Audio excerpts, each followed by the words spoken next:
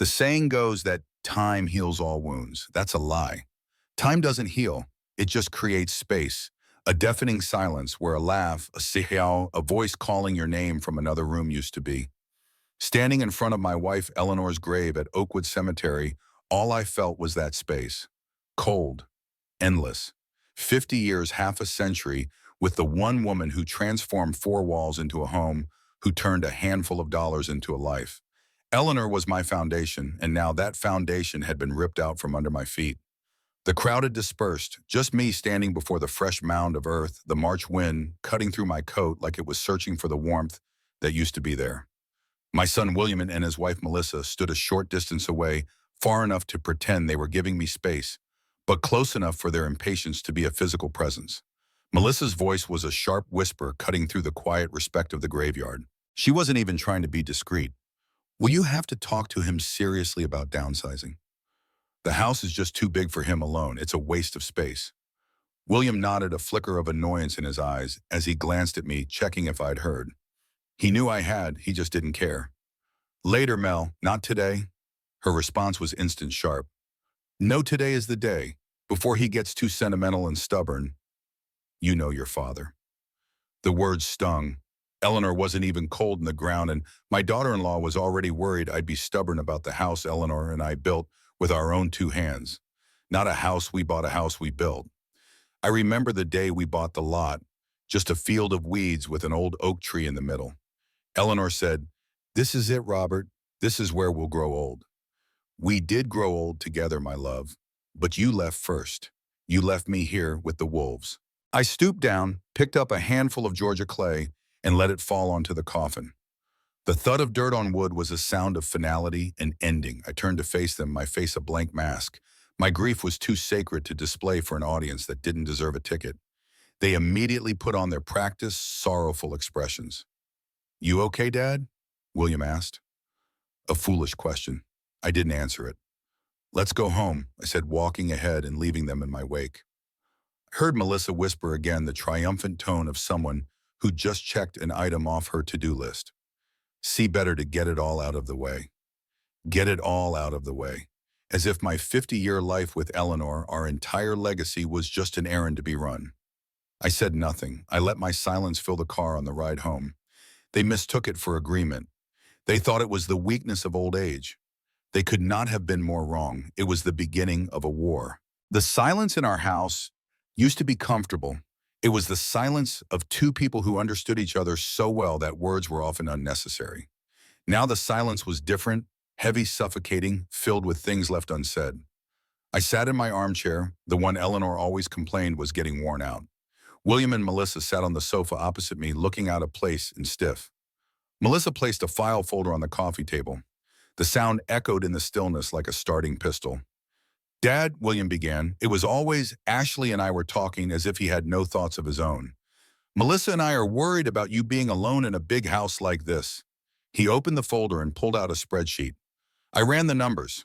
Property taxes in this neighborhood are up 12% in 3 years, not to mention maintenance utilities, the yard work. Financially, it just doesn't make sense to keep it. It doesn't make sense. He was talking about the house where he took his first steps, where I taught him to throw a baseball, where his mother held him every time he had a nightmare.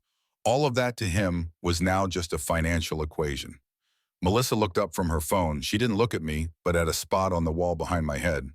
"Actually, there's a really great solution. I found some wonderful senior living communities in Dunwoody.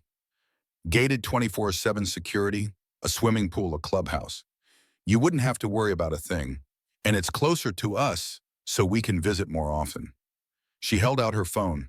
The screen showed a small, sterile room that looked more like a hotel than a home. Pale beige walls, cheap, identical furniture. They wanted to put me in a box, a convenient beige box, where I would no longer be their financial problem, a place where I could quietly wait to die. I looked from William's eager face to Melissa's plastic smile. Their lack of empathy was breathtaking. Did they not see the family photos on the walls? Did they not see the armchair where his mother sat and knitted every evening? They saw nothing. They only saw numbers and a problem that needed to be solved. "The market is at an all-time high, Sam," William pressed on. "If we sell now, you'll have a very nice nest egg to live comfortably. It's the smartest move." We sell, you'll have. His language was so slick as if he was doing this for me, but I saw the greed glinting in his eyes, the look of a man calculating his inheritance, while his father was still breathing. I stood up slowly. Every joint in my body ached, but the weariness I felt wasn't physical. It was in my soul. I'm tired, I said. Just those two words, but the weight of them cut through their sales pitch. They exchanged a quick, frustrated look. Oh yes, of course, Melissa said. It's been a long day. William nodded. Okay, Dad, you think about it, but don't take too long. This offer from the buyer won't last forever. A buyer. They already had a buyer. They had moved that far down the road without a single word to me. The betrayal was so deep, so absolute it almost made me laugh. I didn't say another word. I just turned and walked toward my bedroom, the room I had shared with Eleanor for 50 years. I closed the door behind me, but I didn't lock it. I wanted to hear what they'd say when they thought I was out of earshot. Melissa's angry whisper cut through the silence. See, he's going to drag his feet. I told you. William sighed a sound of weary frustration. He'll come around. He has no choice. Just give him a few days. The process has already started anyway. No choice. Standing in the darkness of my room, I smiled, a cold, bitter smile. You're right, William. I have no choice, but not in the way you think. You and your wife have just declared war, and you have absolutely no idea what's coming for you. The days that followed the funeral were a blur of well-meaning visitors and tasteless casseroles. Each knock on the door felt like an intrusion. Each sympathetic glance a reminder of the gaping hole Eleanor had left in my life. William and Melissa were conspicuously absent, giving me my space, as they called it. In reality, I knew they were just waiting, letting their ultimatum sink in, confident that my grief and old age would make me compliant. They underestimated me. They underestimated Eleanor. It was on the third day, when the quiet of the house became too much to bear, that I found myself standing at the entrance to Eleanor's sewing room. It was her sanctuary, the one place in the house that was entirely hers. The scent of cedar from her fabric chests and a faint trace of her lavender perfume still hung in the air. It was like breathing in a memory. I knew I couldn't put it off any longer. I had to start the impossible task of sorting through the pieces of her life. I started organizing a task to keep my hands busy and my mind from spiraling. I folded the fabric she'd never get to use, put away the patterns for dresses she'd never sew. Every item was a stab to the heart. My hands felt clumsy, my movements slow as if moving through water. I was in her walk-in closet, a space that was always so meticulously organized, a reflection of her own clear mind. I ran my hand over a row of her dresses, the familiar textures a poor substitute for her presence. My fingers brushed against a section of the back wall behind where her winter coats hung. It felt different, not plaster wood paneling. I pushed a heavy wool coat aside and saw it, a small, almost invisible seam in the cedar paneling. Curiosity, a feeling I hadn't felt since Eleanor passed, stirred within me. It wasn't a knob or a handle, just a perfectly flush wooden panel. I pressed gently on one corner, and with a soft click, the panel popped open, revealing a dark recessed space within the wall itself. And there, nestled in the dark space, was a handsome carved wooden box. It wasn't large, but it felt heavy, important. My heart began to beat a little faster. Eleanor had never mentioned a box like this. In 50 years of marriage, I thought we had shared every secret. With trembling hands, I lifted it out and carried it to her favorite armchair in the corner of the room. It wasn't locked. I took a deep breath, feeling like an intruder in my own wife's life, and opened the lid. I expected to find old photographs, maybe some jewelry, or sentimental keepsakes from our life together. But it wasn't filled with memories of the past. It was filled with preparations for the future, my future. It was filled with documents. Clean, crisp, legal documents. On top was a deed for a property I had never seen, a house on Lake Hamilton. Below it were bank statements for an account I didn't recognize. An account held in something called the Wilson Family Trust. The balance on the most recent statement made my breath catch in my throat. $247,000. And underneath it all, there was a letter, a thick envelope with my name, Robert, written on it in Eleanor's elegant cursive. I sank into the chair, the document spread across my lap, and began to read. Her voice, so clear in my mind, seemed to speak the words from the page. My dearest Robert, If you are reading this, then I am gone, and my worst fears have likely started to come true. I am so sorry you have to face this alone. Please know I fought. I fought the cancer with everything I had because I could not bear the thought of leaving you to deal with what I knew was coming. Forgive me for this secret, my love. It was not born of distrust for you, but of a deep, painful understanding of our son. It started about 5 years ago. Do you remember the changes were so small? At first I told myself I was imagining them. William had always been a good boy, our boy. He was kind, he was humble, he knew the value of a dollar because he'd watched us count every one. But after he married Melissa, a shadow of that boy began to emerge. It started with little comments she would make at Sunday dinner. "Oh, Eleanor, you still use this old china?" Or, "Will, honey, did you see the sale at Williams Sonoma for a new cookware set?" They were couched as helpful suggestions, but they were little digs, little dismissals of the life we had built, a life that to her was not good enough. I watched our son, my loving son, start to parrot her opinions. He stopped talking about his childhood memories of fishing with you. Instead, he talked about his golf scores and the new clients he was trying to land. He became embarrassed by your work-worn hands, by the fact that our furniture was 20 years old and paid for, not financed. He was ashamed of us, Robert. He was ashamed of the very foundation that gave him the life he has. Melissa didn't create this flaw in him, but she saw it and she cultivated it. She watered the seed of his insecurity until it grew into a thick vine of greed that choked the good man we raised. The moment I knew I had to act was 5 years ago on your 70th birthday. I was in the garden right outside the living room window tending to my roses. You were upstairs taking a nap. They thought the house was empty. They were talking about us, about you. Melissa's voice was sharp like shattered glass. "Well, that house has to be worth at least $1.5 million now. The property value in this neighborhood is insane. When it's finally yours, we can sell it and buy a proper home in Buckhead. Something that reflects your status." I waited my heart in my throat for my son to defend you, to defend our home, to defend my memory, but he didn't. All he said was, "I know, Mel. Just be patient." Patience. He was being patient for you to die, for me to die. My heart broke that day, Robert. It broke for the son I had lost. And in that moment, I knew I could not leave you unprotected. I could not allow your grief to be manipulated. I could not let them turn our home into a down payment on a life of empty materialism. So I began to make a plan. I contacted an old friend from my church, a wonderful, discreet lawyer named Richard Chen. I took the inheritance my own mother left me, the money we agreed to never touch, and I started to invest it. I was good at it, my love. I followed the markets while you were in your workshop. I read the financial reports. I was better than I ever let on. And I used that money to build a safety net for you, a place to land when the ground beneath you gave way. The house on Lake Hamilton is that place. It's paid for.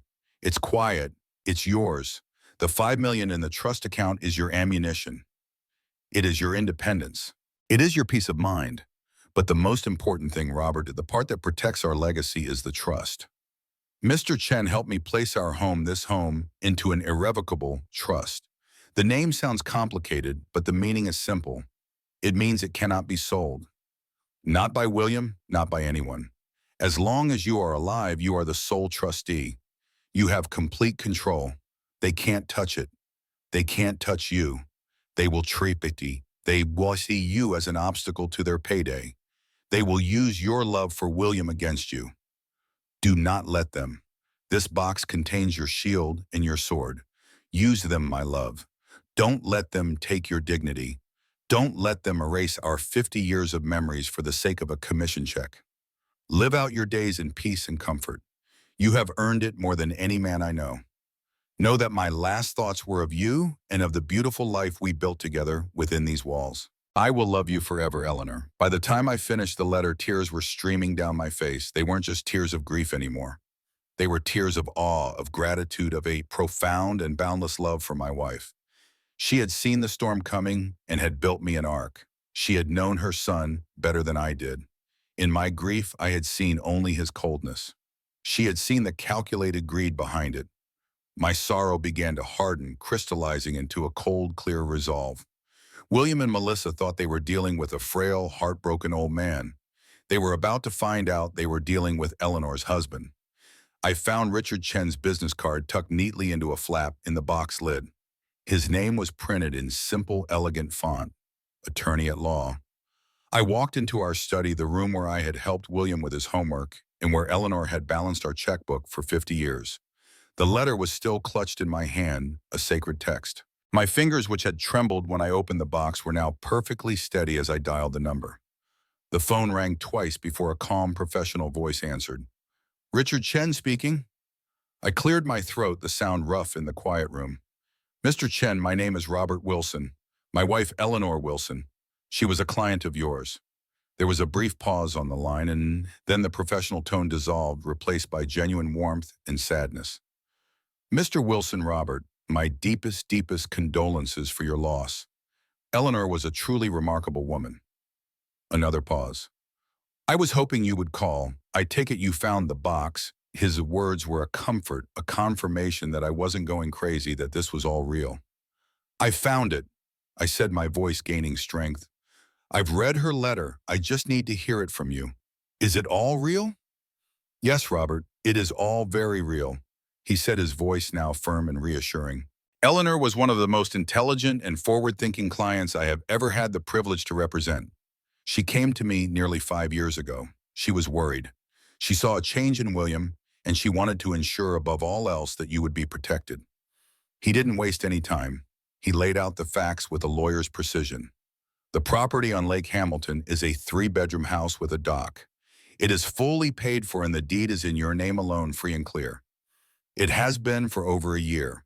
The Wilson Family Trust is a separate legal entity, and the account balance you saw is correct. That money is yours and yours alone. It is completely shielded from any debts or claims from your son or his wife.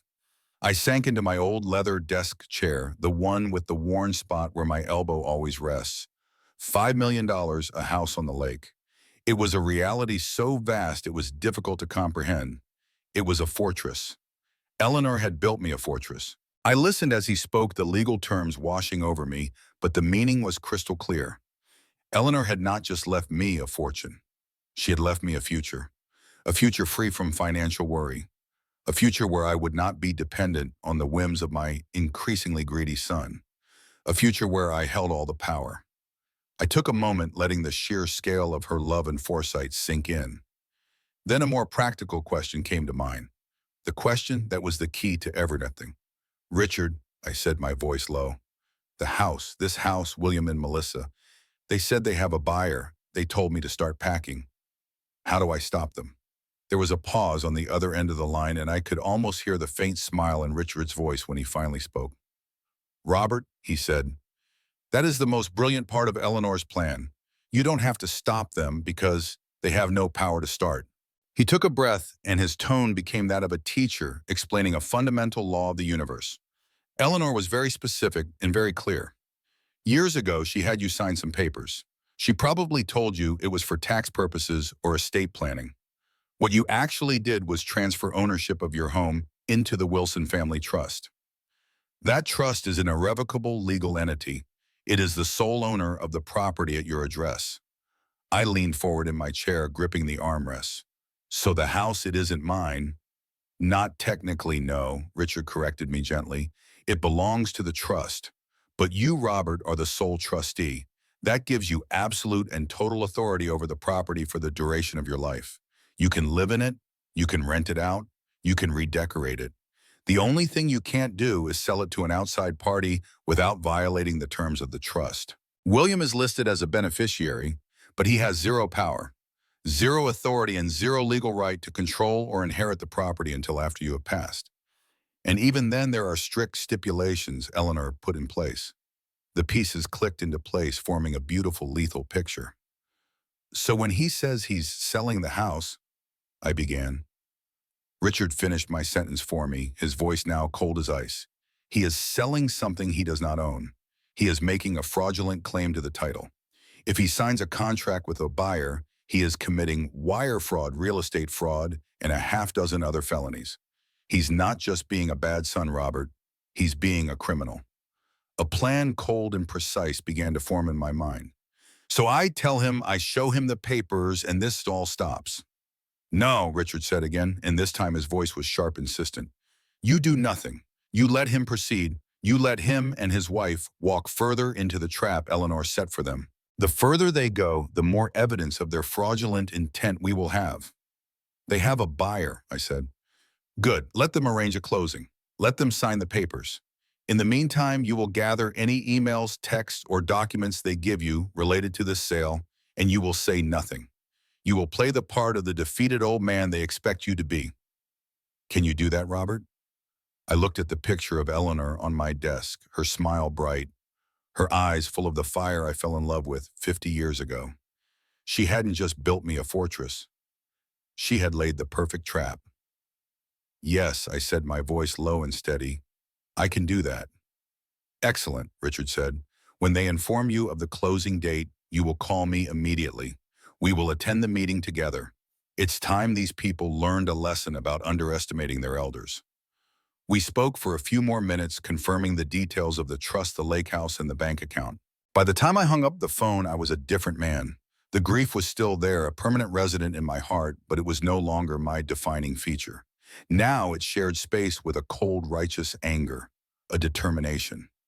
Eleanor had given me a shield and a sword, and for her memory, for my home, and for my own damn dignity, I was going to use them. Exactly 1 week after Eleanor's funeral, they returned. I heard their expensive German SUV pull into the driveway, the engine a low, arrogant purr. I was in my armchair reading a book, or pretending to. My heart was a steady, cold drum in my chest. This was it. The next move in the chess game, only I knew we were playing. They walked in without knocking, a habit they'd picked up recently, as if the house were already theirs. They were beaming, their faces flushed with a triumphant energy that was obscene in a house of mourning. William was holding a leather portfolio, and Melissa had a look on her face I had seen on a cat who had just cornered a mouse. "Dad, great news!" William announced, his voice booming in the quiet room. He walked over to the coffee table and placed the portfolio on it with a flourish. He looked at Melissa, and they shared a smug, conspiratorial smile. They thought this was their victory lap. He opened the folder, revealing a thick stack of real estate documents. "You can start packing, Dad," he said, the words casual, as if he were telling me it was going to rain. "The house is sold." The words hung in the air, a declaration of war, disguised as a friendly announcement. He had just rendered me homeless, and he said it with the same tone he might use to order a coffee. Melissa stepped forward, her own smile dripping with false sympathy. She pulled her phone from her purse and held it out to me. On the screen was a picture of a small, soulless apartment with beige walls and cheap carpeting. It looked like a shoebox. "And we found the perfect new place for you," she chirped. "It's a lovely senior community. We already put down the first month's rent and the security deposit for you. It's our gift." A gift. She was offering me a cage and calling it a gift. They had sold my home, my history, the monument to my marriage, and in return, they were giving me a one-bedroom box to be stored in. The audacity of it, the sheer breathtaking disrespect almost made me gasp. But I remembered Richard's words, "Play the part." I let my shoulders slump. I let my face fall into a mask of weary resignation. I looked from the legal papers to the picture on her phone. I let a long, painful silence stretch out. "So soon?" I asked, my voice a weak, hoarse whisper. "It's only been a week since your mother." William's smile tightened. He had no patience for my grief. "The offer was too good to pass up, Dad. It's a cash buyer, quick close. These opportunities don't come along every day. This secures your future." My future, the one they had so graciously planned for me. I looked at their smiling, predatory faces. They didn't see a father. They saw a problem that had just been solved. A financial transaction that was nearing completion. Inside, a cold fire was burning.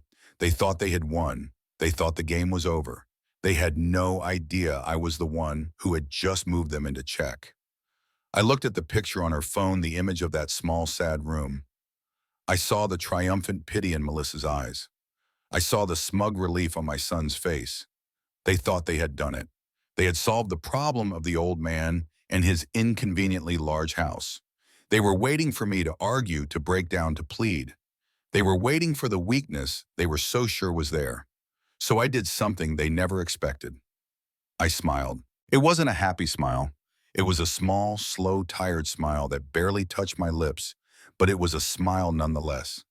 It was the smile of a man who knows the end of a story that the other characters are just beginning. They stared at me confused. My reaction didn't fit their script. The defeated old man was supposed to look, well, defeated.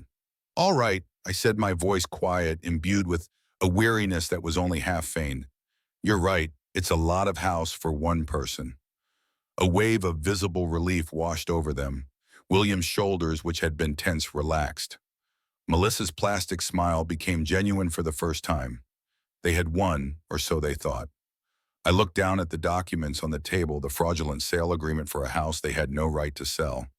I looked at the picture of the beige box they had chosen for me, and my internal monologue was a cold, hard counterpoint to my frail exterior. Eleanor's words from her letter echoed in my mind. They will see you as an obstacle. They didn't just see an obstacle, they saw a fool, and that was the greatest gift they could have ever given me.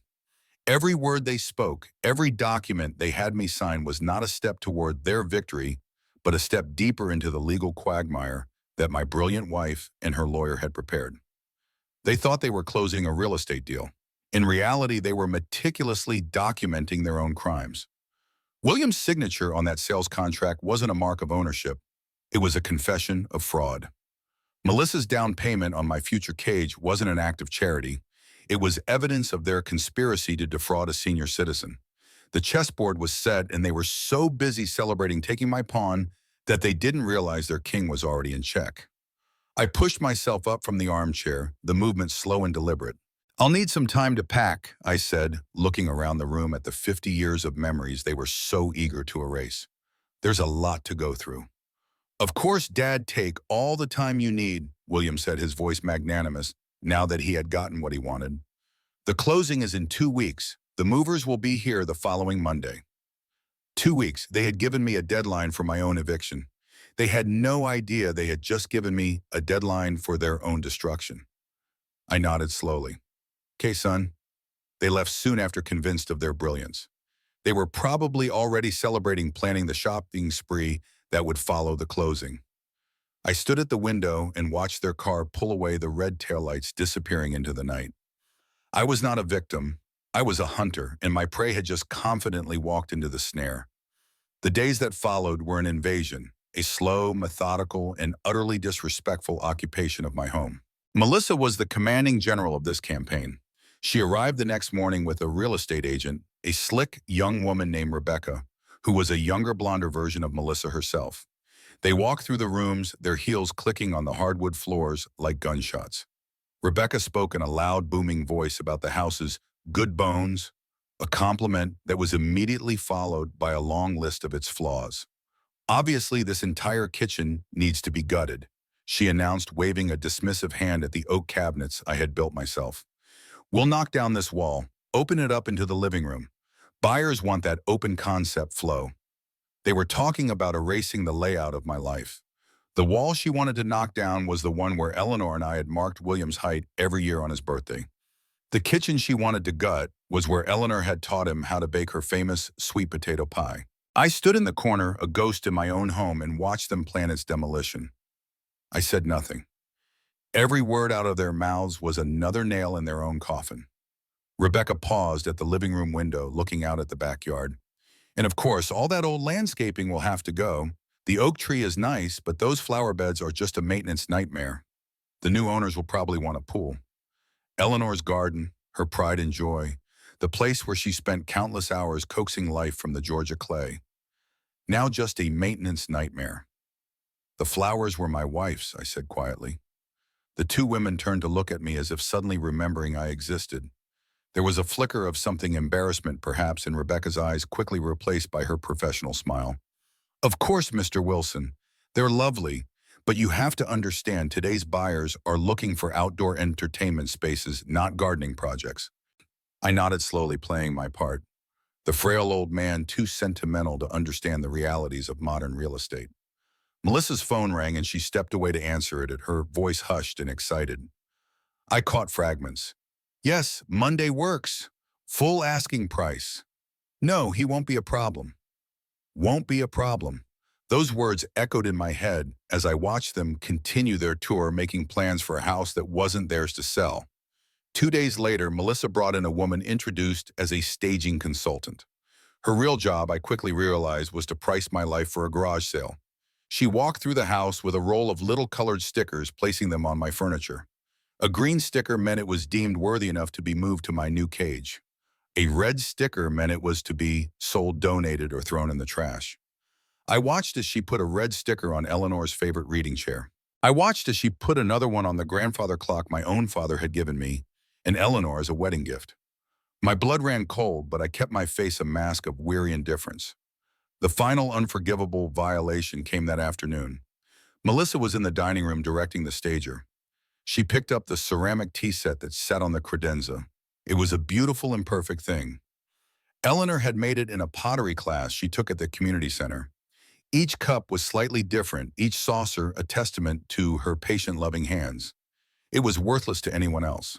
To me, it was priceless. Melissa held up a teacup, squinting at it in the afternoon light. "This is a bit dated, don't you think?" she said to the stager, her voice dripping with condescension. "It definitely won't match the modern, clean look of your new apartment, Robert." She looked at me, expecting me to agree, expecting me to be grateful for her superior taste. I stared at the cup in her hand, a piece of my wife's soul, and I felt a rage so pure, so absolute, it almost choked me. This wasn't about a house anymore. This was about a deliberate, systematic erasure of my wife's memory. She wasn't just trying to sell my home. She was trying to declare that our life, our love, our history had no value. I wanted to scream. I wanted to snatch that cup from her hand and smash it on the floor. But I didn't. I just gave a slow, tired nod. "You're probably right, Melissa," I said, my voice quiet. Her smile was triumphant. She placed the cup back down and put a red sticker on the tray. It was a death sentence for a memory, and it was the final piece of evidence I needed. While they were busy conducting their clumsy invasion, I began my own quiet, methodical evacuation. They were loud, arrogant, and focused on the visible. I was silent, precise, and focused on the invisible, on the things that held the real value. While Melissa was upstairs on the phone with a junk removal service, arguing over a $50 quote to haul away my old bedroom set, I was in the quiet of my study making a different kind of call. I spoke in a low voice to a man from a discreet high-end moving company that Richard Chen had recommended. They specialized in handling art and antiques. I didn't need a large truck. I just needed a small, unmarked van and two men who knew the value of silence. We scheduled it for 5 a.m. the following Saturday, dawn, the hour of ghosts and secrets. Their days were filled with a flurry of greedy activity. They tagged and priced my life, their conversations a constant buzzing drone of dollar signs. They saw a house full of outdated furniture. I saw a house full of memories that needed to be rescued. And so my secret work began. Every night after they left, I would pack. But I wasn't packing the things they had marked with the green stickers. I was packing the soul of the house. I found Eleanor's old recipe box in the kitchen pantry. Inside were handwritten cards, stained with flour and vanilla, for every dish she had ever perfected. I wrapped the box in velvet cloth and placed it carefully into a crate. Upstairs, Melissa had been discussing how much they could get for my old leather-bound collection of Shakespeare. That night, I took the books off the shelf, but I also took the hollowed-out book where Eleanor had kept every letter I ever wrote her from my time in the Army. That went into the crate. They put a red sticker on my old workbench in the garage, the one my father had built. They didn't see the history in its scarred and stained surface. I didn't pack the workbench. It was too large, too heavy. But I took my father's old hand plane, its wooden handle worn smooth and dark from his sweat and a lifetime of work. I took the first hammer he ever gave me. I packed the quilt Eleanor's grandmother had made, the one we had used on our bed for 30 years, the one Melissa had called drab and old-fashioned. I packed the ceramic tea set, each piece wrapped as if it were a priceless diamond. While they were busy calculating the pennies they could squeeze from my past, I was carefully curating and preserving it. The most important work happened in plain sight. One afternoon, while Melissa was in the backyard measuring the patio for a new set of outdoor furniture she planned to buy with my money, I sat at my desk in the study. She could see me through the window, an old man hunched over his computer. She probably thought I was playing solitaire or reading the news. In reality, I had my bank accounts open, the joint savings account that Eleanor and I had built over 50 years, the checking account from which all the household bills were paid. With a series of quiet, deliberate clicks, I transferred every last cent from those accounts into the secure trust account that Richard Chen had set up for me. The amounts were substantial, the fruits of a lifetime of careful saving. It was a quiet digital exodus of the wealth they thought they were about to inherit. The sound of the mouse clicking was the only sound in the room, but each click was a cannon blast in our silent war. On Saturday morning, the world was still dark and quiet when the unmarked van pulled up to the curb. Two men dressed in simple black uniforms slipped out and came to the door. They worked with a silent professional grace. They didn't speak. They just nodded as I pointed to the dozen or so carefully packed crates I had stacked in the foyer. These boxes held everything that mattered. They held my love, my history, my marriage. They held Eleanor. In 15 minutes, the van was loaded. It pulled away from the curb and disappeared into the pre-dawn gloom, carrying the soul of the house with it to the safety of Lake Hamilton. I went back inside. The house felt different. It was hollow, empty. But it wasn't a sad emptiness. It was the clean, quiet emptiness of a battlefield after the victor has already secured what is important and is now just waiting for the defeated to realize they have lost. When William and Melissa arrived later that day, they didn't notice a thing. They just saw the same old furniture, the same old house, and the same old man. They had absolutely no idea they were now just squatters in a museum trespassing in a place that had already been saved from them. What I didn't know then was the depths of their deception. It wasn't until later that week when I overheard a phone call that I began to understand the full extent of their plan. I was in the kitchen making tea when Melissa's voice drifted in from the patio. I moved closer to the window, keeping out of sight. "No, Rebecca, you don't understand. The old man's already agreed. There won't be any problems." Her voice had an edge to it, impatient and cold. "Look, my cousin works at the title company. She's already cleared it with her boss. They'll expedite the paperwork. No one's going to look too closely at a simple transfer from father to son." Her cousin and I felt a chill run down my spine. So that's how they were planning to get around the title search that would reveal the trust ownership. They had someone on the inside, someone willing to falsify documents. "Just tell the Andersons everything is on schedule. Will's got all the paperwork ready. We're getting top dollar for this place and my commission is staying in the family." My commission. Rebecca wasn't just a real estate agent. She was family in on the scheme. This wasn't just greed anymore. This was conspiracy, a carefully orchestrated fraud. I stepped away from the window, my heart pounding. I needed to call Richard. This was bigger than we thought. Back in my study, I dialed his number, keeping my voice low. "They have someone at the title company," I said as soon as he picked up. "Melissa's cousin works there. They're going to falsify the title search." There was a long pause on the other end of the line. Then Richard's voice, calm but with a new edge to it. "Well, that changes things. They're not just committing fraud against you, Robert. They're planning to defraud the buyers in the bank. This is crossing into federal territory now." "What do we do?" I asked. "We stay the course, but we document everything. I want you to record any conversations you can. Georgia is a one-party consent state, which means you can legally record them without their knowledge." He paused, and I could almost hear him thinking. "And I'm going to bring in a friend of mine. He's a former FBI agent who now works private cases. We need to know exactly how deep this goes." That night, I couldn't sleep. The magnitude of what was happening kept me awake. My son wasn't just trying to sell my house out from under me. He was actively participating in a criminal enterprise. For what money status? Was Melissa's influence really that strong? I thought about the little boy who used to run to me when I came home from work, who would sit beside me in the workshop and ask endless questions about each tool and its purpose. What happened to that child? When did he become this stranger with my son's face? The next morning, William arrived with a document for me to sign. A statement of assets and liabilities, he called it. Just a formality for the transfer of property. "The lender needs this for their records, Dad." He explained, his voice casual, as if this were the most normal thing in the world. "Just a rundown of what you own and what you owe makes the closing cleaner." I looked at the paper. It was a detailed list of assets I supposedly owned, including the house. There was no mention of the trust. At the bottom was a signature line with my name printed below it. "Sure, son," I said, taking the paper. "Let me look it over and I'll get it back to you." He seemed satisfied with that, not suspecting for a moment that his father might be capable of seeing through the deception. As soon as he left, I called Richard again. They want me to sign a false statement of assets, I told him.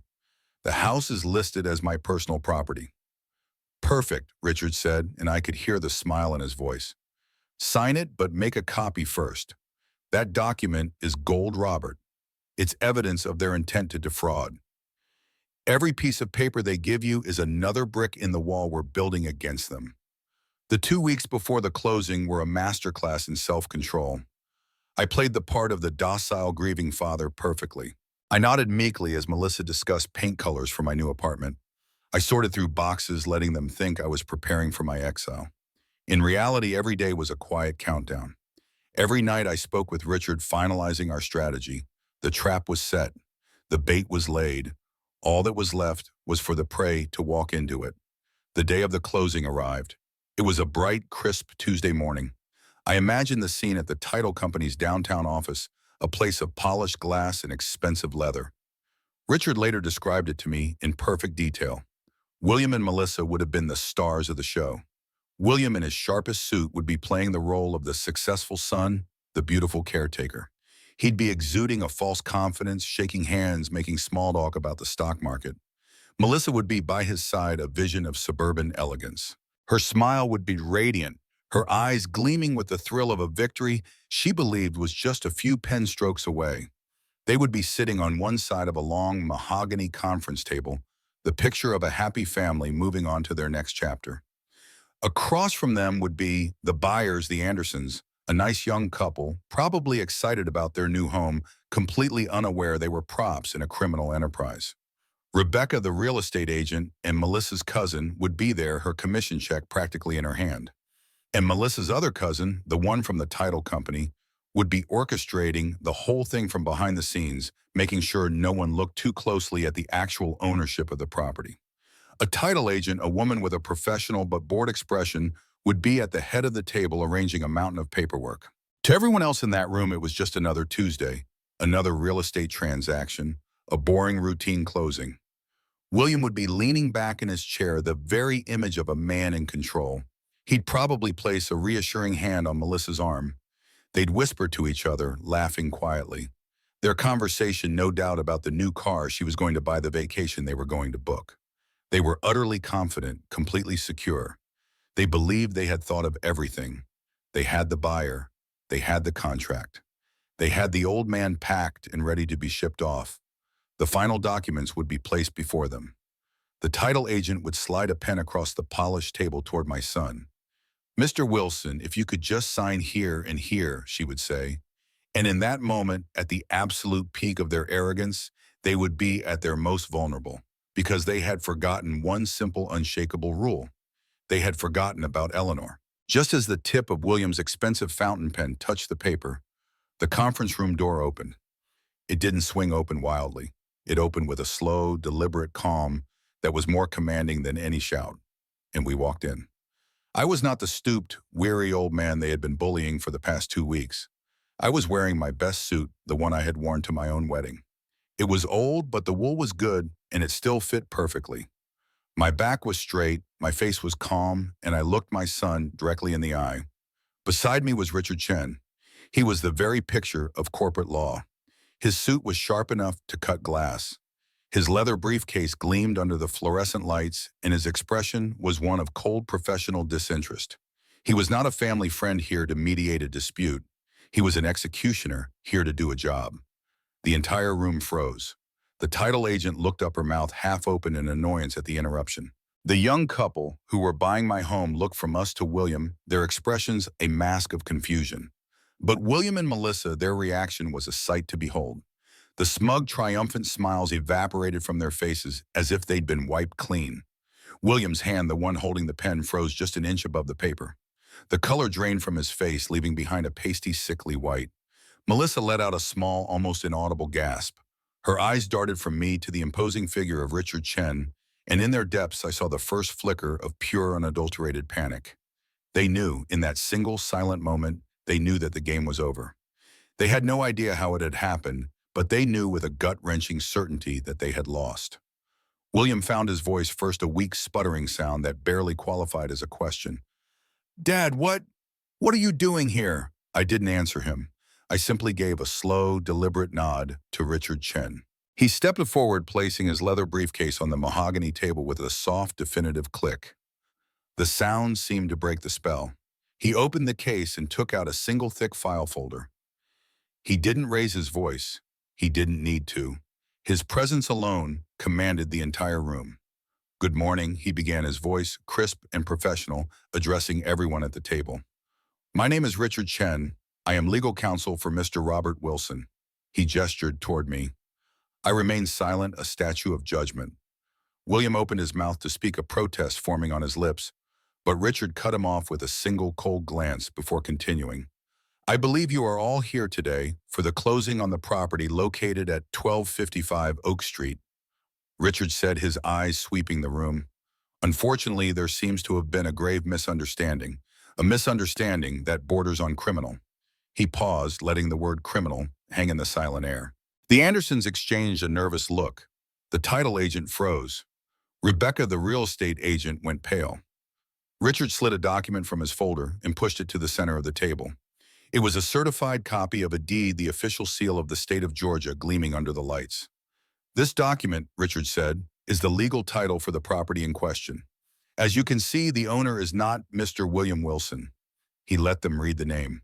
The owner of record is the Wilson Family Trust, an irrevocable legal entity established 5 years ago by the late Mrs. Eleanor Wilson.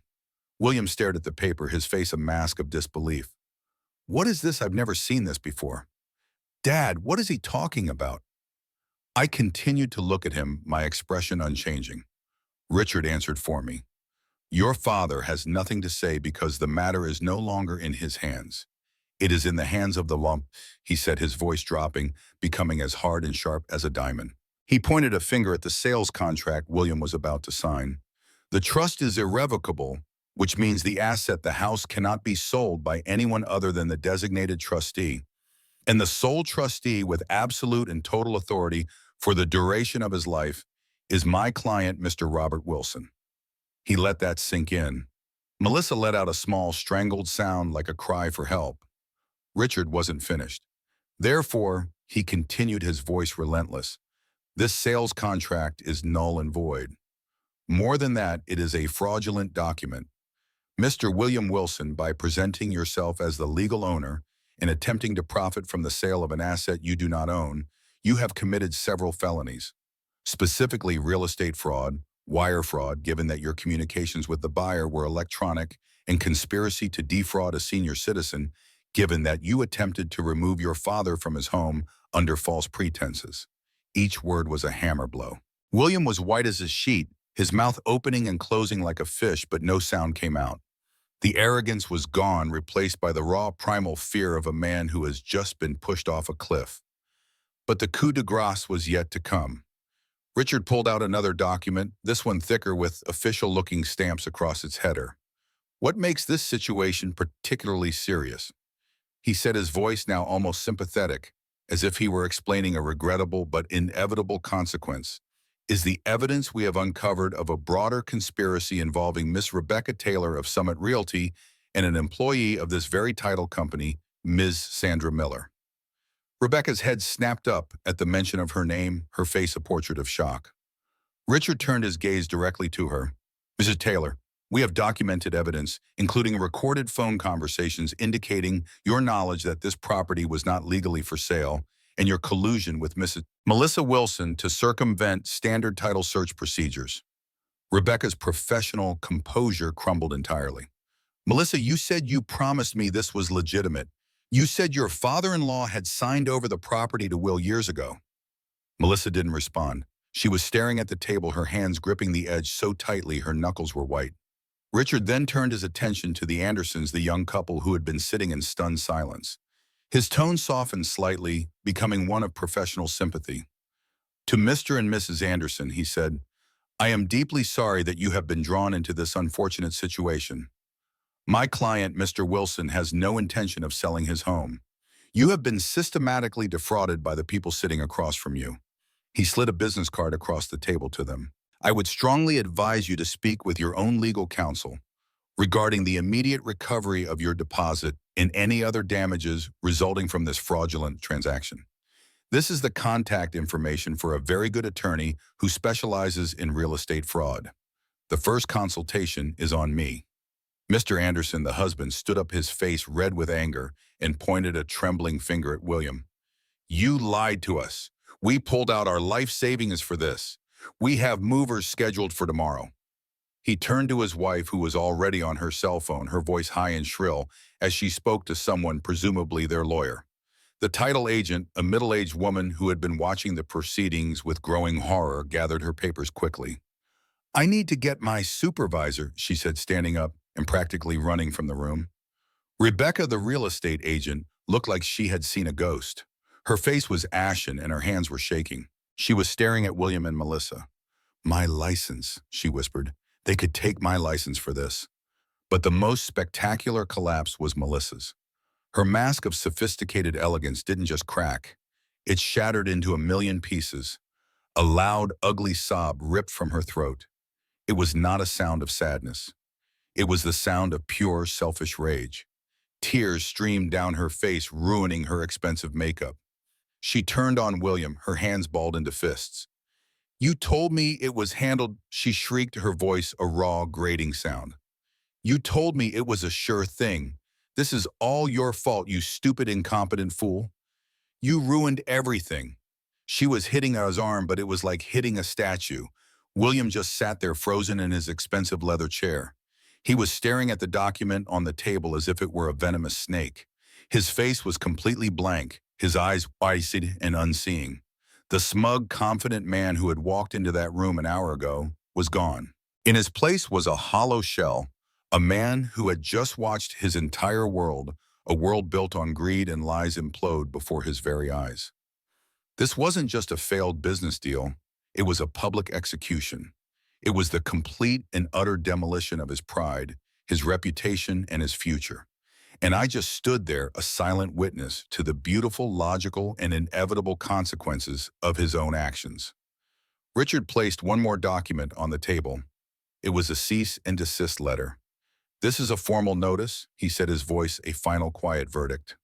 You will cease all contact with my client. You will remove any and all personal items you have stored at his residence within 24 hours, and you will prepare to answer to the legal claims that are now coming your way from all sides. He closed his briefcase. The sound of the latches clicking shut was the sound of a coffin being sealed.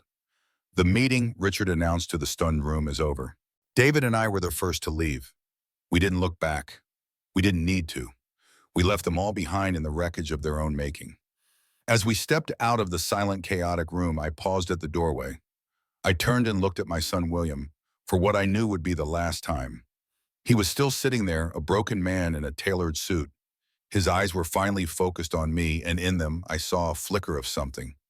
Desperation, confusion, maybe even a shred of the little boy I used to know. I didn't say it with anger. I didn't say it with hate. I had it with the quiet, final sadness of a father closing a door that can never be reopened. Your mother foresaw all of this, I said, my voice steady. She didn't do this to punish you. She did it to protect our home and to protect me from what you had become. I paused, searching his face for any sign of the son I had raised, but finding none. Goodbye, William. The drive to Lake Hamilton was quiet. I didn't need to say anything. Richard understood. When I arrived at the house, my house, the sun was beginning to set, casting a warm golden light across the water. The movers had done their work perfectly. Everything was in its place. The crates had been unpacked, each item placed with care and respect. Eleanor's books were on shelves, her quilts draped over chairs, her photographs arranged on tables. I walked through the rooms, touching each familiar thing, each memory now safely housed in this new sanctuary. It wasn't the same as the home we had built together, but it held the essence of it, the soul we had created over 50 years. I walked out onto the back porch, a place I had never been before, but which already felt more like home than the house I had just left. The view was breathtaking. The lake stretched out before me, its surface shimmering with the colors of the setting sun. The air was filled with the scent of pine and clean water. I sat down in an armchair, and on the small table beside it Someone, one of the movers perhaps, had carefully unpacked and arranged Eleanor's ceramic tea set. I poured myself a cup of tea, my hands steady the sound of the birds, the gentle lapping of the water against the shore, the scent of pine in the air. It was the sound of peace. Eleanor always used to say that a house isn't just brick and mortar. It's the place where a person's dignity is respected. William forgot that. And me at 72 years old, sitting here in the quiet glow of a new evening, I had finally truly come home. The first rays of morning sunlight filtered through the trees outside my new home on Lake Hamilton. I sat on the porch with a cup of coffee watching a blue heron stalk through the shallows at the water's edge. I had been here for 3 weeks now, and each day the weight on my shoulders felt a little lighter. The legal aftermath of the failed closing was still unfolding. Richard had been keeping me updated with regular phone calls. The Andersons had filed a lawsuit against William Melissa and Summit Realty for fraud and misrepresentation. Rebecca, the real estate agent, was facing disciplinary action from the state licensing board, and Melissa's cousin at the title company had been fired and was now being investigated for document fraud. As for William and Melissa, they had gone silent. No calls, no messages, not even an attempt to collect the few personal items they had stored in my garage. It was as if they had vanished, retreating to lick their wounds in private. I didn't miss them. The pain of their betrayal was still too fresh, the memory of their callous disregard for Eleanor's memory too raw. But sometimes in the quiet early mornings like this, I would find myself thinking about the little boy who used to sit on my lap while I read him stories. The teenager who would bring home science projects for me to help with. The young man who stood tall and proud at his college graduation, his eyes seeking mine in the crowd for approval. Where had that son gone? When had he been replaced by the stranger I confronted in that closing room? The phone rang, interrupting my thoughts. It was Richard. "Good morning, Robert. I hope I'm not calling too early." "Not at all," I said, setting my coffee down. "I've been up since dawn. What's the news?" There was a slight hesitation on the other end of the line. "I just got a call from William's attorney. He wants to set up a meeting. Apparently, William wants to talk." I felt a strange tightness in my chest. "About what?" "He didn't say specifically, just that William wants to speak with you in person. I told him I'd run it by you and get back to him." I gazed out at the lake, watching the heron spear a fish with its sharp beak. A clean, decisive strike. "What do you think, Richard? Is this some kind of legal maneuver?" "It's possible," Richard admitted. "But I don't see what they could hope to gain at this point. The fraud is well documented. The trust is ironclad, and they're facing serious legal consequences from multiple parties. It might be something else." "Like what?" Richard's voice softened slightly. "Like a son who's realized he's made a terrible mistake." I closed my eyes, feeling the morning breeze on my face. I don't know if I'm ready for that conversation. "You don't have to be," Richard assured me. "I can tell them no, or I can set it up with me present in my office with clear boundaries." I thought about it for a long moment. Part of me wanted to refuse to shut that door permanently.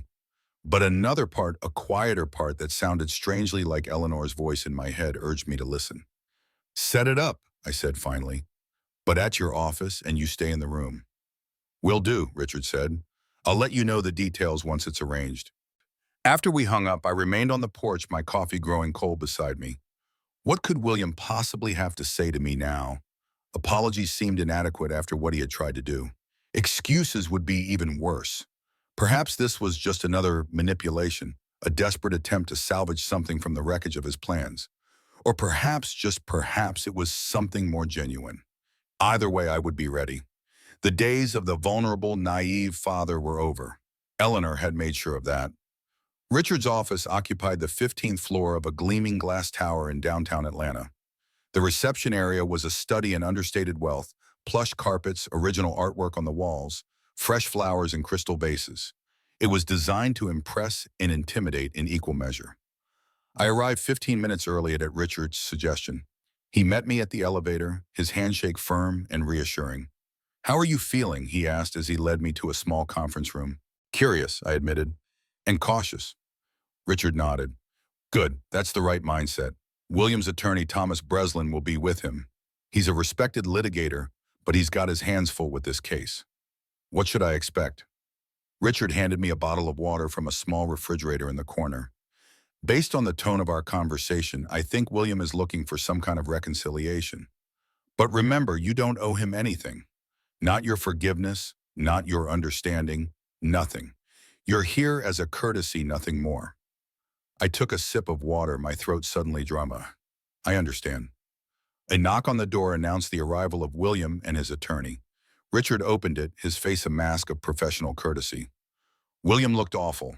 The confident, polished man who had so casually informed me of my impending eviction was gone. In his place stood someone I barely recognized, gaunt with dark circles under his eyes, his normally immaculate suit hanging loosely on his frame.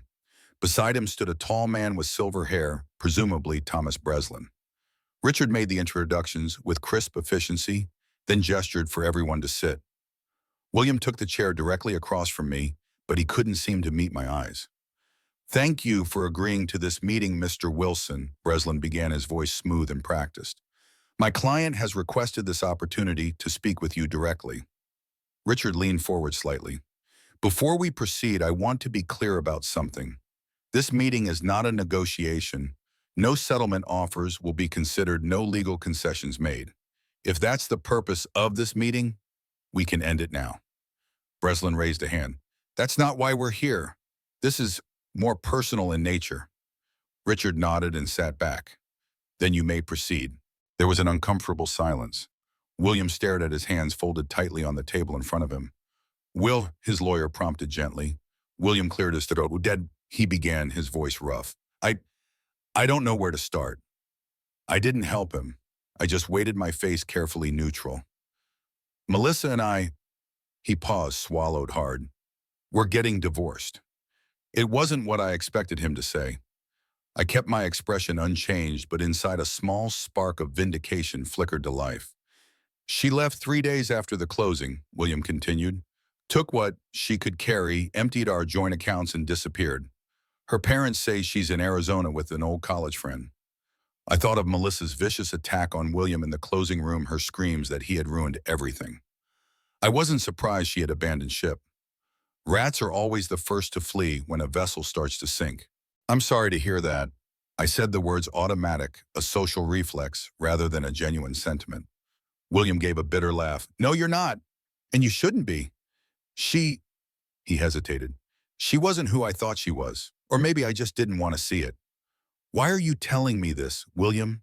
He finally looked up, meeting my eyes for the first time. "Because I want you to know that she was a big part of what happened. Not all of it. I'm not trying to shift all the blame to her.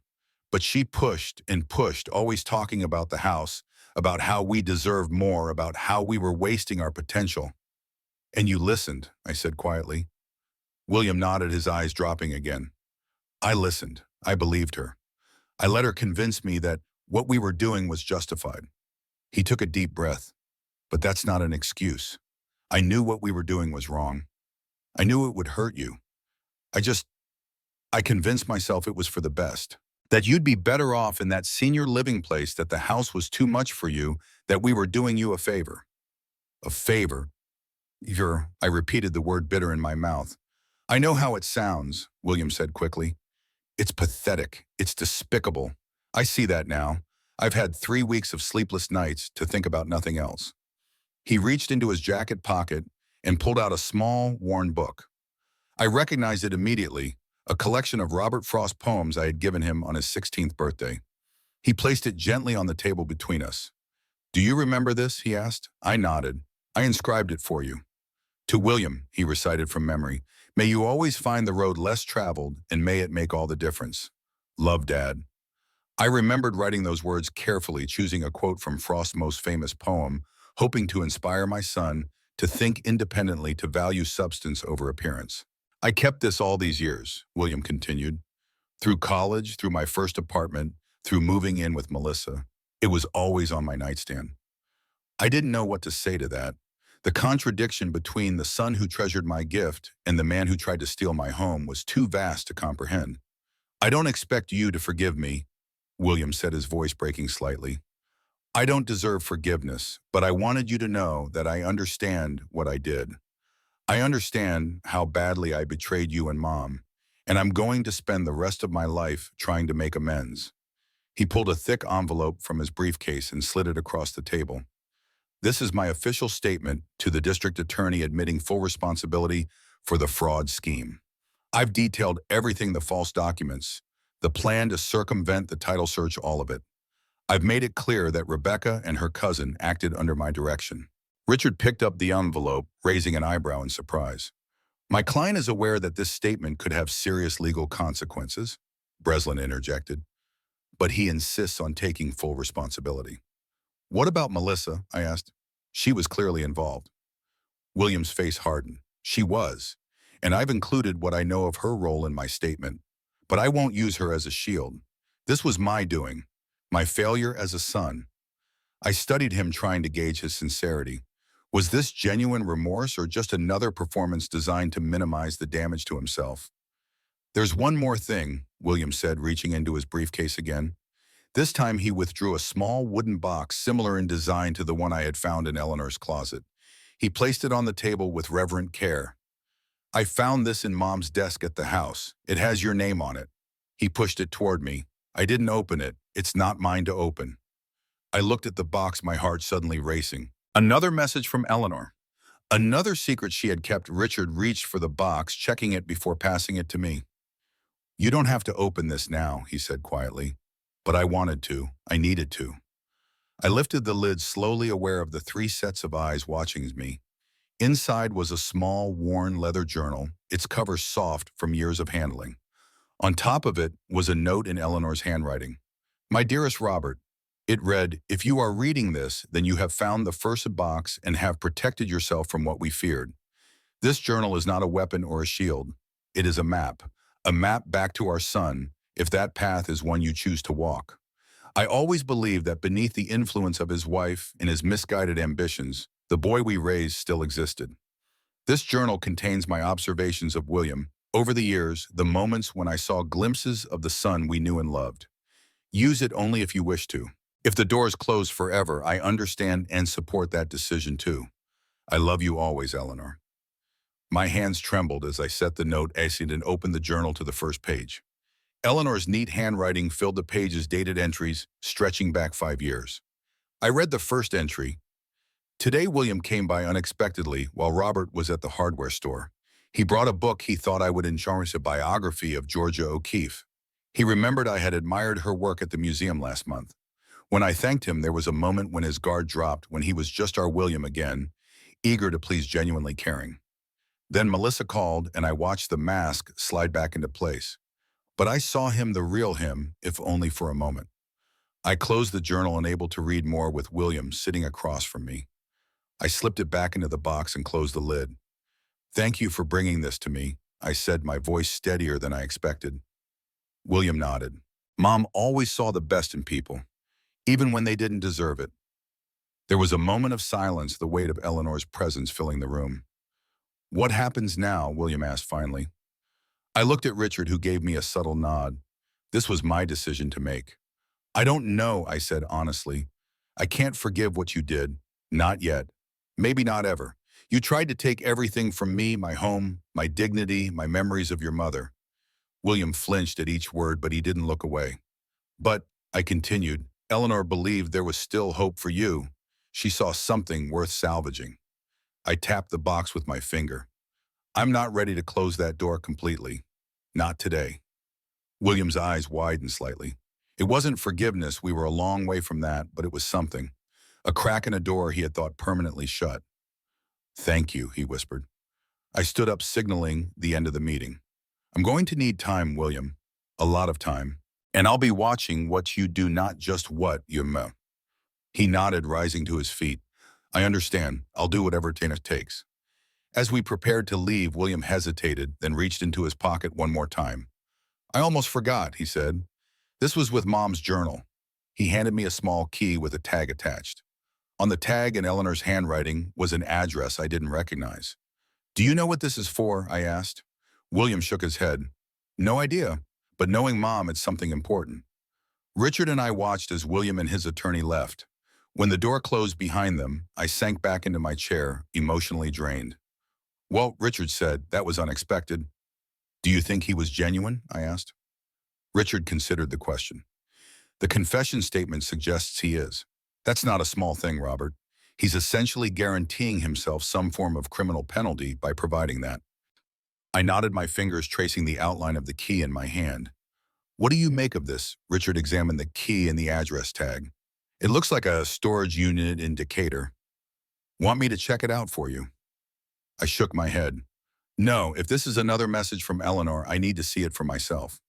The storage facility was a modern, clean building with rows of identical doors. I found Unit 227 easily enough, the keys sliding smoothly into the lock. The door rolled up to reveal a small space, maybe 10 feet by 12, filled with carefully organized boxes and furniture. My heart skipped a beat as I recognized the contents. It was William's childhood. Every drawing he had ever made, every school project, every trophy and certificate. His first baseball glove, the model rockets we had built together, the science fair projects that had won him scholarships. In the center of the room stood his old desk, the one he had used throughout high school. On it was another letter from Eleanor, sealed in an envelope, with "For William when he's ready," written on the front. Eleanor had preserved their son's past, believing that someday he might need to be reminded of who he truly was. She had never given up on him, even as she worked to protect me from what he had become. I carefully closed and locked the unit, the key heavy in my hand. This was not my gift to give. Not yet. William would have to earn his way back to this room, back to the memories of a better version of himself. For now, I would wait and watch as Eleanor had asked me to do. Summer gave way to fall, and the trees around Lake Hamilton burst into a riot of color. I settled into a quiet routine, morning coffee on the porch afternoons, working in the small workshop I had set up in the garage evenings, reading by the fireplace. Richard kept me updated on the legal proceedings. William had made good on his confession. He had pled guilty to reduced charges of attempted fraud and was serving 200 hours of community service, along with a 2-year probation. The real estate board had suspended Rebecca's license for a year. Melissa, despite efforts to locate her, had yet to face any consequences. William had begun sending me emails, tentative, respectful messages that made no demands and asked for nothing. He would tell me about his community service at a local veterans center, about the therapy he had started, about the small apartment he had rented after selling the house he had shared with Melissa. I read each message, but rarely responded. I wasn't ready for that yet, but I didn't delete them either. One crisp October morning, almost exactly 6 months since Eleanor's funeral, the doorbell rang. It was unusual to have unannounced visitors at the lake house. Most people didn't even know I lived there. I opened the door to find William standing on my porch, his hands thrust deep into the pockets of his jacket. He looked better than he had at Richard's office, less gaunt, more rested. But there was still a wariness about him, a hesitancy that had never been part of his character before. "I'm sorry to show up without calling," he said quickly. "I can leave if this isn't a good time." I studied him for a moment, then stepped back from the door. "Come in," I said. "I just made coffee." He followed me into the kitchen, his eyes taking in the house, noting Eleanor's quilts on the couches, her paintings on the walls, the familiar furnishings from our old home now arranged in this new space. "It's beautiful here," he said. "Mom would have loved the view." I poured 2 cups of coffee and led him to the porch. We sat in silence for a while, watching a pair of ducks glide across the still surface of the lake. "Why are you here, William?" I asked finally. He cradled his coffee cup, his eyes on the water. "I've been working with a therapist," he began, "trying to understand how I became the person who could do what I did." I waited, letting him gather his thoughts. "She suggested that at some point I needed to make a direct apology. Not through a lawyer, not in an email, but face to face." He turned to look at me. "So that's why I'm here. To say I'm sorry. Not to ask for forgiveness, not to try to repair our relationship. Those things are entirely up to you. Just to acknowledge directly and without excuses that I betrayed you and Mom in the worst possible way." His voice was steady, his eyes clear. There was none of the self-pity I had seen in Richard's office. "I appreciate that," I said, and found that I meant it. "There's something else," he continued. "I've been doing my community service at the Veterans Support Center downtown. Last week, one of the vets mentioned that he was looking for someone to help him build a set of cabinets for his daughter's new apartment." I raised an eyebrow, curious where this was going. "I told him my father was a skilled woodworker, that you had built most of the furniture in our home growing up." William paused, a flicker of uncertainty crossing his face. I hope it was okay, but I showed him pictures of your work from my phone. He was really impressed. And Anayan, and he asked if you might be willing to give him some advice. Maybe even consider taking on the project. He can pay, of course. William hurried to add, it's just that his daughter's moving into her first place after college, and he wants to give her something special. I stared at my son, surprised. This was not what I had expected when I opened my door this morning. You're trying to get me a woodworking job. William flushed slightly. I know it sounds presumptuous, but you always said after retirement you wanted to do more projects for people who would appreciate craftsmanship. And when Rick, that's the vet, showed me his daughter's place, I thought of those built-ins you did for Mom's reading nook. I remembered those shelves. It had been one of my favorite projects, designing the perfect space for Eleanor's books with a window seat where she could curl up with a novel on rainy afternoons. Why are you doing this, William? I asked again, but with a different inflection this time. He set his coffee cup down. Because I can't undo what I did. I can't go back and unmake the choices that hurt you so badly. But maybe, just maybe, I can start doing things that add to your life instead of taking away from it. There was no manipulation in his voice, no hidden agenda I could detect. Just a simple, straightforward attempt to make a small, positive contribution. I felt something shift inside me, a slight loosening of the knot of anger and distrust that had formed around my heart. Give me Rick's number, I said. I'll call him. A smile flickered across William's face, quickly suppressed, as if he was afraid to show too much hope. Thank you, he said. I'll text it to you. We sat in more comfortable silence after that, finishing our coffee as the morning sun climbed higher in the sky. Would you like to see my workshop? I asked as I rose to take our empty cups inside. William's eyes widened slightly. Yes, I'd like that very much. I led him to the garage where I had set up a smaller version of my workshop from the old house. My tools were arranged neatly on pegboards. A half-finished coffee table sat on sawhorses in the center of the space. The scent of fresh sawdust and lemon oil hung in the air. William walked around slowly, running his fingers lightly over the tools, examining the joints on the table. You're using walnut, he observed, like the dining table back home. I was surprised he had noticed. Yes, it's for the living room here. Do you remember the birdhouse we made when I was 10? William asked suddenly. The one with the cedar shingles. I did remember. It had been a weekend project, a simple structure that had taken us 3 days to complete because I had insisted on teaching him how to cut and place each tiny shingle by hand. You were very proud of those shingles, I said. William smiled, a genuine smile that reached his eyes. I still have that birdhouse. It's on my balcony at the new apartment. Again, that small shift inside me, that slight melting of the frozen anger. Would you like to see what I'm working on next? I asked, moving to a workbench where a set of blueprints was spread out. William nodded eagerly, and for the next hour we talked about woodworking, grain patterns and joinery techniques, the merits of different finishes, the challenges of the curved legs I was planning for a new chair. It wasn't forgiveness, not yet. But it was something, a conversation that wasn't about betrayal or fraud or broken trust. Just a father and son discussing something they both understood and appreciated. When William finally left, promising to text Rick's number, I stood on the porch and watched his car disappear down the winding driveway. Eleanor had been right, as she so often was. There was still a path back to our son if I chose to walk it. A difficult path, steep and rocky in places, but not impossible. I went back inside and picked up the journal she had left for me. I had been reading it slowly, a few entries at a time, absorbing her observations of our son, the moments when she had seen glimpses of the William we had raised. I turned to a new entry. Today, William came to help Robert move the heavy planters on the patio. It was hot, difficult work, but he stayed until it was finished, refusing to leave his father to struggle alone. When they were done, I brought them lemonade, and for a few minutes, as they sat together in the shade, I saw them as they used to be, father and son, connected by more than blood, by shared work and mutual respect. It gives me hope. Eleanor had never given up hope. Even as she built fortifications to protect me, she had kept a door unlocked, believing that someday our son might find his way back. I wasn't ready to fling that door wide open.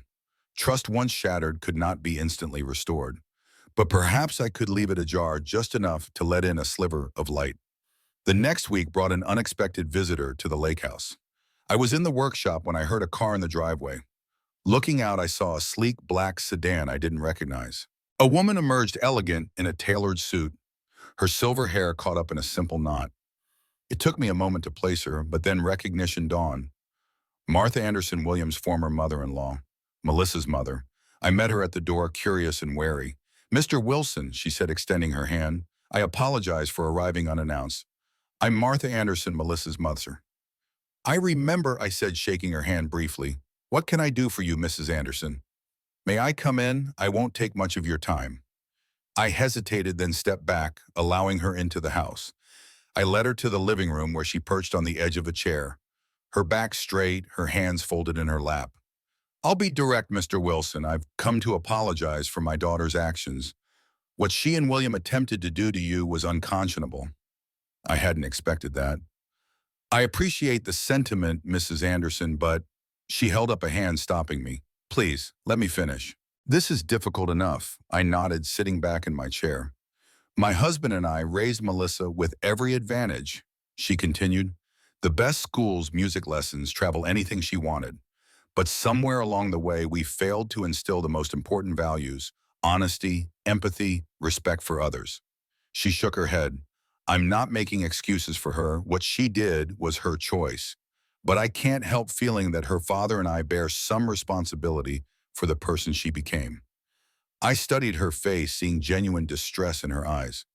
"When William told us what had happened, the fraud, the attempt to force you out of your home, we were horrified.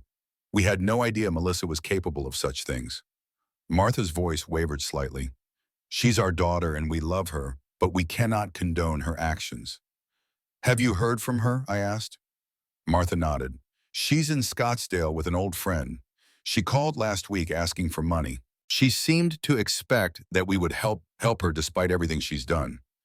"Did you—" "No," Martha's voice hardened. "We told her that we would help her get therapy, legal counsel, whatever she needed, to take responsibility for her actions and make amends. But we would not fund her escape from the consequences of her choices." "How did she take that?" A sad smile crossed Martha's face. "Not well. She hung up on us. We haven't heard from her since." I felt a surprising twinge of sympathy for this woman. Whatever mistakes she had made in raising her daughter, she was now trying to do the right thing. "Why tell me this?" I asked. Martha reached into her purse and withdrew an envelope. "Because of this. It arrived at our house yesterday, addressed to Melissa." She handed me the envelope. It was open, the flap torn. Inside was a check for $50,000 made out to Melissa, signed by William. "William sent this to her?" I asked, shocked. Martha nodded. "I believe it's the proceeds from the sale of their house. William's attorney told my husband that the house sold last month and that William intended to split the proceeds with Melissa despite her abandonment." I stared at the check, trying to make sense of it. After everything Melissa had done, all the pain she had caused William, was still trying to do right by her. "Why are you showing me this?" I asked again. "Because I thought you should know the kind of man your son is trying to be," Martha said simply. "He could have kept all the money. No court would have blamed him given the circumstances. But he chose to honor his obligations even to someone who had betrayed him." I handed the check back to her, my mind racing. "What will you do with it?" Martha returned it to her purse. "Hold it until Melissa is ready to face the consequences of her actions. Then if she shows genuine remorse and a willingness to make amends, we'll give it to her. If not," she shrugged, "perhaps it can do some good elsewhere." She rose to leave, smoothing her skirt with practiced grace. "That's all I came to say, Mr. Wilson. I wanted you to know that not everyone in Melissa's family shares her values, and that your son, despite his terrible mistake, seems to be trying very hard to be an honorable man." I walked her to the door, still processing what I had learned. At the threshold, she paused and turned back to me. "One more thing. Eleanor and I were not close. Melissa made sure of that, but I always respected her. She was a woman of integrity and warmth. I'm sorry for your loss." "Thank you," I said, meaning it.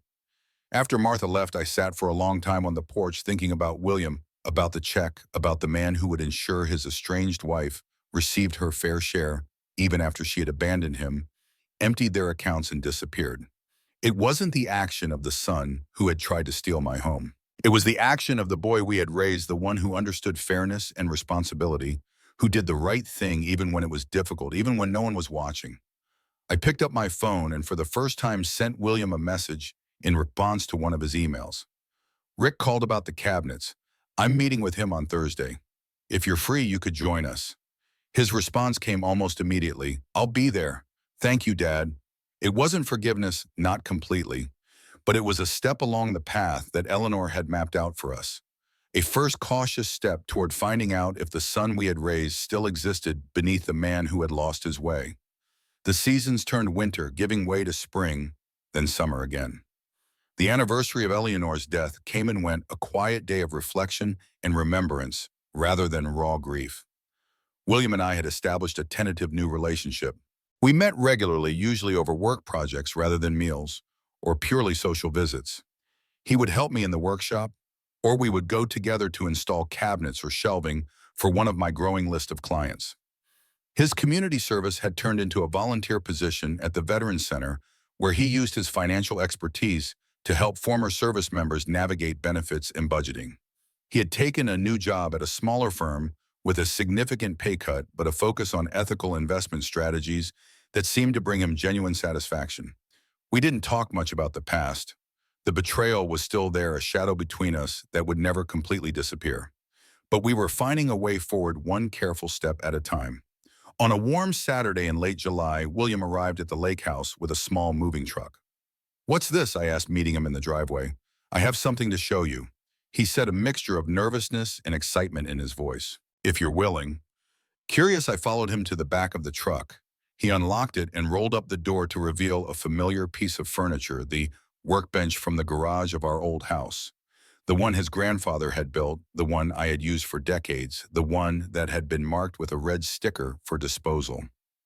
How did you get this? I asked, running my hand over the scarred, stained wood. It took some doing, William admitted. After everything happened, the house sat empty for a while. When it finally sold, I contacted the new owners, told them the story, well, most of it, and asked if they would be willing to sell me the old workbench from the garage. They were planning to renovate anyway, so they agreed. I walked around the bench, noting the familiar nicks and gouges, the places where the vise had worn smooth from years of use, the corner where I had carved my initials as a young man. I thought it belonged here, William said quietly, with you. I looked at my son, seeing in his face a genuine desire to make amends, to restore something precious that had been lost. Help me get it into the workshop, I said. Together we maneuvered the heavy bench down from the truck and into my workshop. It fit perfectly along the back wall, as if it had been waiting for its place.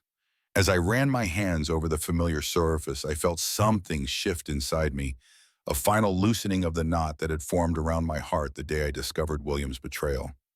I have something for you too, I said. I went into the house and returned with a small key, the key to the storage unit where Eleanor had preserved William's childhood memories. What's this? He asked, turning the key over in his hand. Another gift from your mother, I said. She never stopped believing in you, William, even when the evidence suggested she should. I told him about the storage unit, about the treasures from his childhood that Eleanor had carefully preserved, about the letter waiting for him there. Tears welled in his eyes. I don't deserve this, he whispered. Maybe not. I agreed. But your mother thought you might need it someday. She was pretty smart about these things. William clutched the key tightly. Will you come with me when I go to see it? I nodded. If you want me to. I do, he said.